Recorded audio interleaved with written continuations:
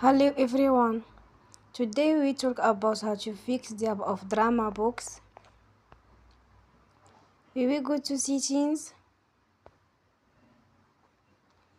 Then we click on apps. After that we will search the app DramaBox and we click. Then you will on Forcestop. After that we will go to storage. Then we click on clear cache.